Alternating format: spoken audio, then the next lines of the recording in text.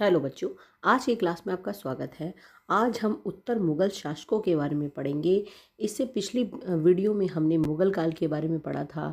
हम बाबर ने 1526 ईस्वी में इब्राहिम लोदी को पानीपत के युद्ध में हराकर भारत में मुगल वंश की नींव डाली थी। उसके बाद उसके वंशजों ने शासन किया। पिछली वीडियो में हमने औरंगजेब के बारे में पढ़ा था, जिसकी मृत्यु 1707 ईस्वी में हो गई थी। आज हम 1707 से लेकर 1857 तक के उत्तर मुगल काल के बारे में पढ़ेंगे। और इससे पहले आपसे एक छोटी सी रिक्वेस्ट है, अगर आपने मेरा चैनल सब्सक्राइब नहीं किया है तो प्लीज़ उसे सब्सक्राइब कीजिए और मेरे वीडियो को लाइक कीजिए। चलिए टाइम ना वेस्ट करते हुए वीडियो को स्टार्ट करते हैं। उत्तरवर्ती मुगल शासक। देखिए, मुगल काल 1526 से लेकर 1707 तक माना जाता है। बाबर से लेकर औरंगजेब तक मुगल काल माना जाता है। बाबर ने 1526 को भारत में मुगल वंश की नींव रखी थी और उसके पुत्र और पौत्र ने इसे एक विशाल साम्राज्य में बदल दिया था। औरंगजेब की 1707 में मृत्यु के बाद मुगल साम्राज्य का पतन होना शुरू हो गया था, क्योंकि कोई ऐसा योग्य व शक्तिशाली शासक न था जो इस विशाल साम्राज्य को संभाल पाता। इसके बाद उत्तर मुगल काल की शुरुआत होती है।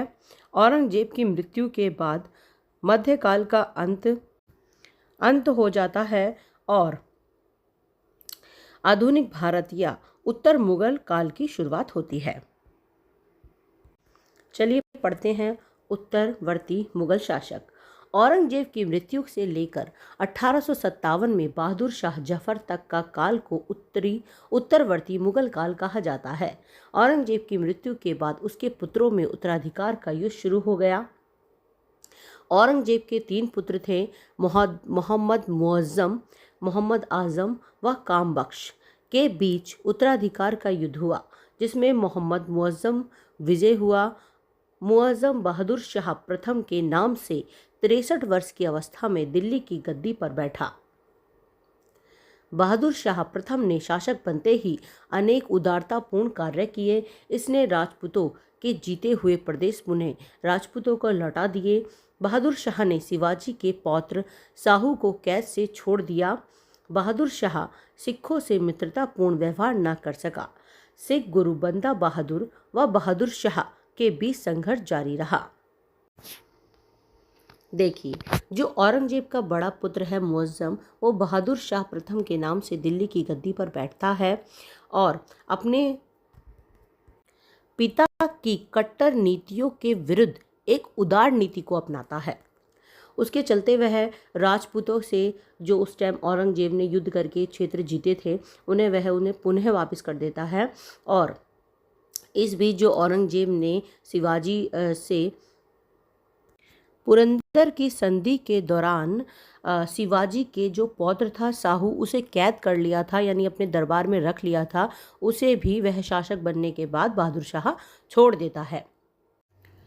बहादुर शाह वैसे तो एक उदार शासक था, परंतु सिखों से इसके मित्रतापूर्ण संबंध स्थापित नहीं हो सके। जो सिख गुरु थे बंदा बहादुर और बहादुर शाह के बीच संघर्ष लगातार जारी रहा। बहादुर शाह की 27 फरवरी 1712 ईस्वी में मृत्यु हो गई। इसके 4 पुत्र थे, जहानदार शाह, अजीम उस शान, जहान शाह व रफ़ी उस शान। बहादुर शाह की मृत्यु के बाद इसके पुत्रों के बीच उत्तराधिकार के युद्ध हुआ। बहादुर शाह को साहे बेखबर नाम से भी जाना जाता था। ये क्वेश्चन आता है बार बार कि किस शासक को साहे बेखबर कहा जाता था, तो वो बहादुर शाह था। बहादुर शाह को साहे बेखबर नाम से भी जाना जाता था। खफी खां के अनुसार बहादुर शाह की राजकीय कार्यों में कोई रुचि नहीं थी। वह शासन के प्रति लापरवाह था। इसी कारण इसे साहे बेखबर भी कहा जाता था। सर सिडनी ओवन ने कहा कि बहादुर शाह अंतिम मुगल सम्राट है जिसके बारे में कुछ अच्छा कहा जा सकता था। उत्तराधिकार के युद्ध में जहांदार शाह की विजय हुई। जहांदार शाह जुल्फिकार खां के सहयोग से शासक बना। जुल्फिकार खां ईरानी दल का नेता था। जहांदार शाह ने जुल्फिकार को अपना वजीर बनाया और वास्तविक सत्ता जुल्फिकार के हाथों में ही थी। जहांदार को अपने स्वभाव के कारण लंपट मूर्ख भी कहा जाता था। देखिए, औरंगजेब के बाद कोई ऐसा शक्तिशाली शासक ना था जो स्वयं शासक बनता। इनके बाद के जो जितने भी शासक आएंगे वह किसी न किसी की सहायता से शासक बनेंगे। अभी आगे हम सैयद बंधुओं के बारे में भी पढ़ेंगे, जिन्हें किंग मेकर कहा जाता था। उन्होंने कई शासक बनाए। जहांदार को उसके स्वभाव के कारण लंपट मूर्ख भी कहा जाता था। फर्रुखसियर ने सैयद बंधुओं के साथ मिलकर जहांदार की हत्या करवा दी।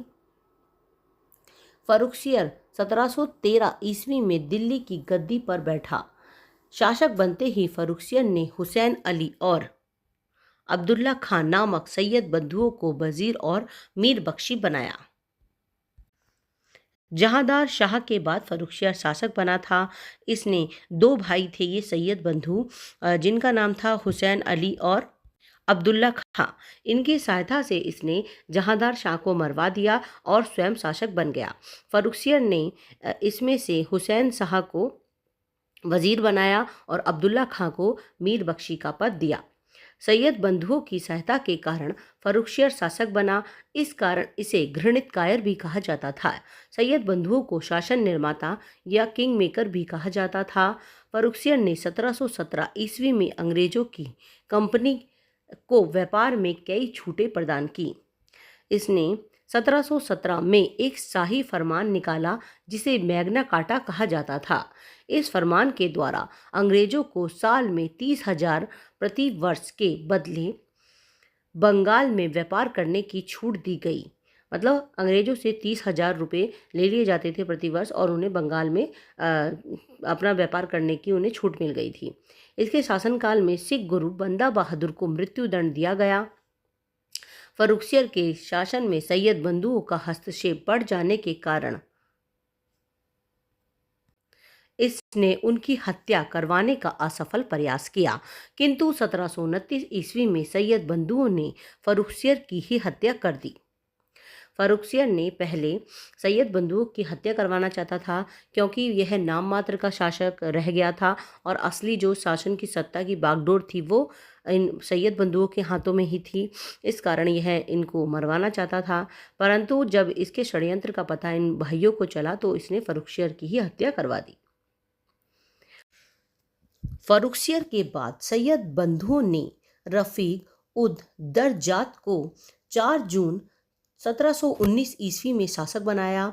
रफी उद दरजात अधिक दिनों तक शासन नहीं कर पाया। फेफड़ों की गंभीर बीमारी के कारण इसकी मृत्यु हो गई। इसके बाद सैयद बंधुओं ने रफी उद दौला को दिल्ली का बादशाह नियुक्त किया। रफी उद दौला 3 माह तक की ही शासन कर सका। उत्तर मुगल कालीन जो बादशाह थे उसमें जो प्रथम शासक था वो बहादुर शाह जफर था, जिसने 1707 ईस्वी से लेकर 1712 ईस्वी तक शासन किया था। उसके बाद जहांदार शासक बना था, जिसने 1712 से लेकर 1713 ईस्वी तक शासन किया था। उसके बाद फर्रुखसियर शासक बना था, जिसने 1713 ईस्वी से लेकर 1719 ईस्वी तक शासन किया था। इसके बाद रफ़ी उज़ ज़ात, जिसने 1719 मात्र 3 माह तक शासन किया था।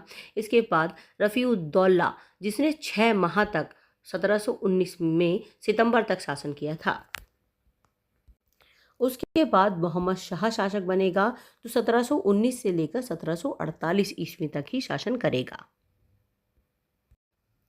रफ़ी-उद-दौला 3 माह तक ही शासन कर सका।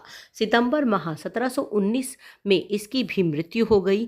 रफ़ी-उद-दौला के बाद सैयद बंधुओं की सहायता से मोहम्मद शाह शासक बना।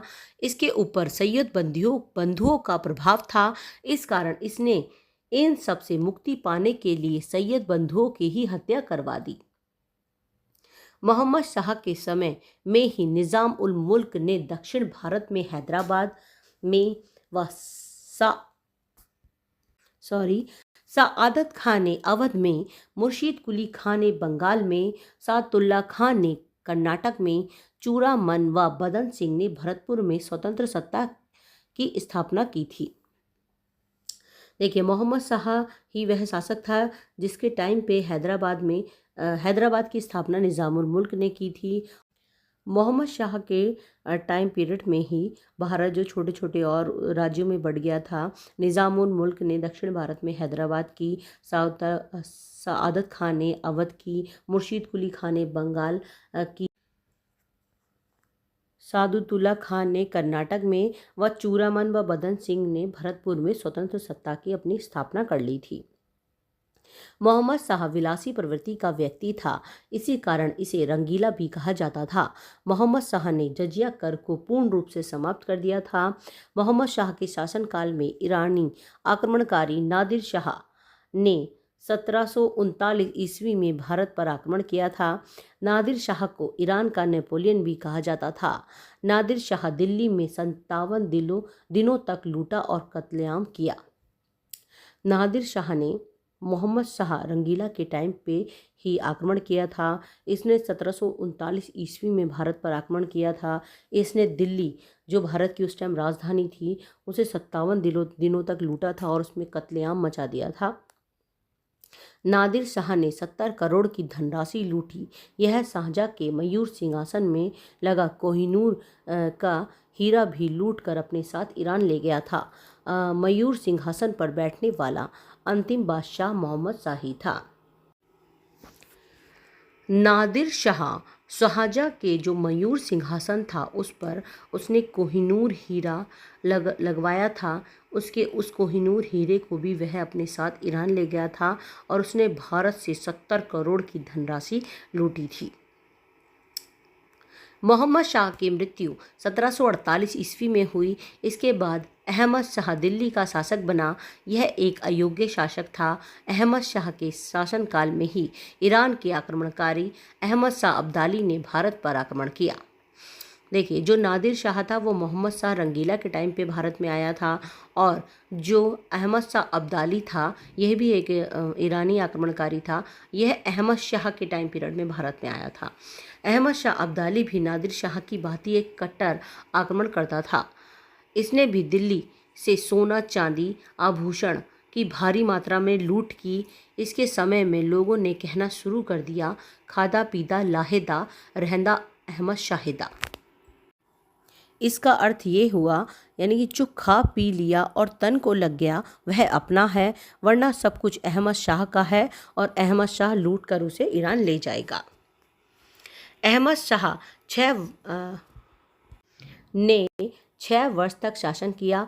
अहमद शाह के बाद आलमगीर द्वितीय शासक बना। आलमगीर के शासनकाल में 23 जून 1757 में प्लासी का युद्ध हुआ। यह युद्ध अंग्रेजों और बंगाल के नवाब सिराजुद्दौला के बीच हुआ था। इसमें अंग्रेजों की विजय हुई और नवाब की हार हुई। आलमगीर ने 1754 से लेकर 1758 तक शासन किया था। आलमगीर की मृत्यु 1758 ईस्वी में हुई थी। इसकी मृत्यु के बाद आलम शाह दिल्ली की गद्दी पर बैठा, परंतु यह एक नाम मात्र का शासक था। वास्तविक सत्ता ईस्ट इंडिया कंपनी के हाथों में ही थी। अंग्रेजों ने 1757 ईस्वी में प्लासी के युद्ध में नवाब सिराजुद्दौला को हराकर बंगाल और उसके आसपास के क्षेत्रों पर अधिकार कर लिया था। इस कारण जो भी अब शासक बनेगा उसकी जो वास्तविक सत्ता है वो ईस्ट इंडिया कंपनी के हाथों में ही रहेगी। इसी के शासनकाल में पानीपत का तृतीय युद्ध हुआ। यह युद्ध अहमद शाह अब्दाली व मराठा सेनाओं के बीच हुआ। इसमें अहमद शाह की जीत हुई और मराठा शक्ति की हार हुई। शाह आलम के समय में 1764 में बक्सर का युद्ध हुआ। यह युद्ध ईस्ट इंडिया कंपनी व शाह आलम द्वितीय, बंगाल के नवाब मीर कासिम, अवध के नवाब शुजाउद्दौला के बीच हुआ।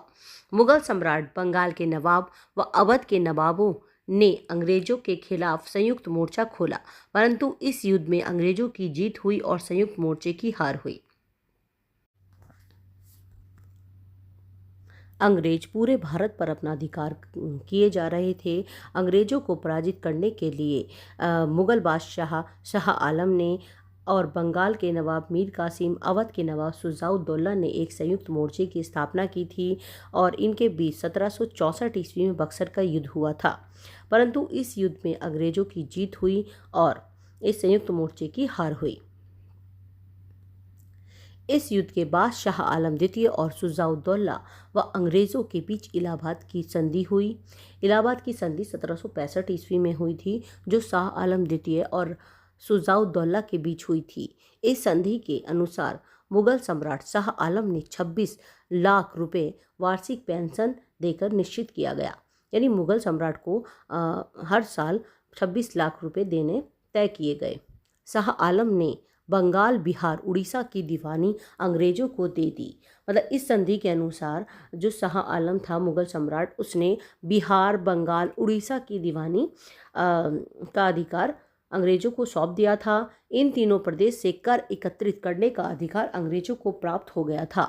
बक्सर का युद्ध एक निर्णायक युद्ध था। इस युद्ध ने ब्रिटिश कंपनी को एक पूर्ण व प्रभुत्व संपन्न शक्ति बना दिया था।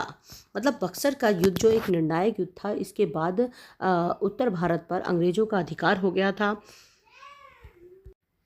और ब्रिटिश कंपनी एक शक्ति के रूप में उभर गई थी। 1806 ईस्वी में शाह आलम की मृत्यु के बाद उसका पुत्र अकबर द्वितीय अंग्रेजों के संरक्षण में मुगल बादशाह बना। अकबर द्वितीय कंपनी के संरक्षण में शासक बनने वाला पहला बादशाह था। अकबर द्वितीय ने राजा राम मोहन राय को राजा की उपाधि प्रदान की थी। जो पहला अंग्रेजों के संरक्षण में शासक बनने वाला जो बादशाह था वह अकबर द्वितीय ही था।